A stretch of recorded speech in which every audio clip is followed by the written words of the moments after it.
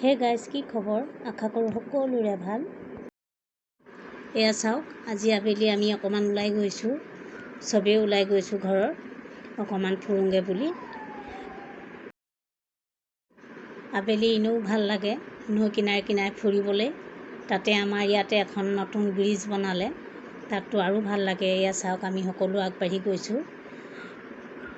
এতিয়া ব্ৰিজখনত উঠিমগৈ আমি। ৰাস্তাটো বহুত ডাঙৰ কৰিলে, আগতকৈ বহুত ধুনীয়া কৰিলে।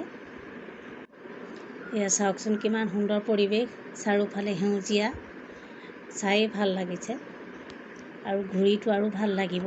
এয়া চাওক, আমি লাহে লাহে ব্ৰিজৰ ওপৰত উঠিলোঁ। এইখন এখন দিচাং নদী, তাৰ ওপৰতে এখন ব্ৰিজ বনালে নতুন।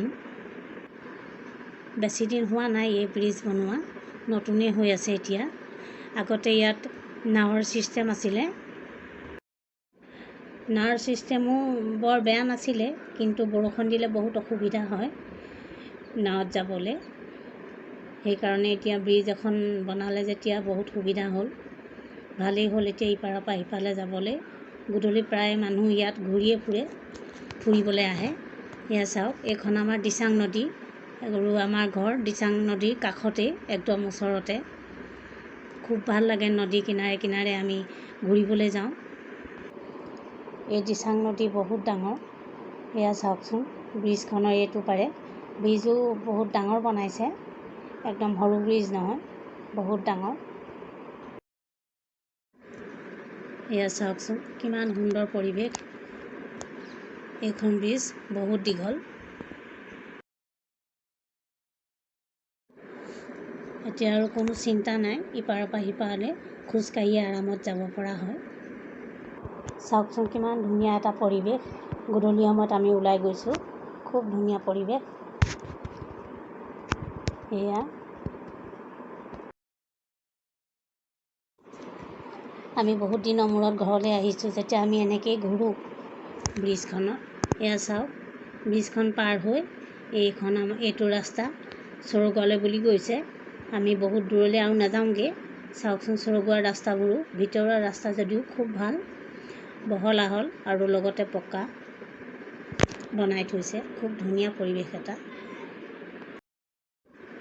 গাঁৱলীয়া পৰিৱেশ, খুব ঠাণ্ডা। গাঁৱৰ পৰিৱেশেই বেলেগ, টাউনৰ নিচিনা হুলস্থুল নহয়।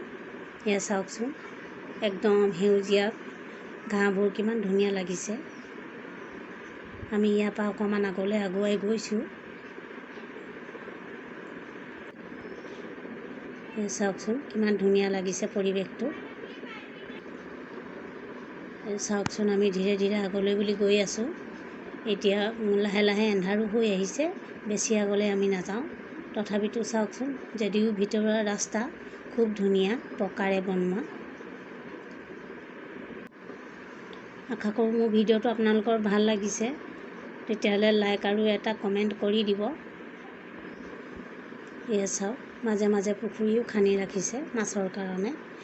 এইখন পথাৰতে হাতীও আহে কেতিয়াবা, কিন্তু মানুহক আমনি নকৰে। সেয়া পাই আহি ইয়াৰ পৰাই গুচি যায়।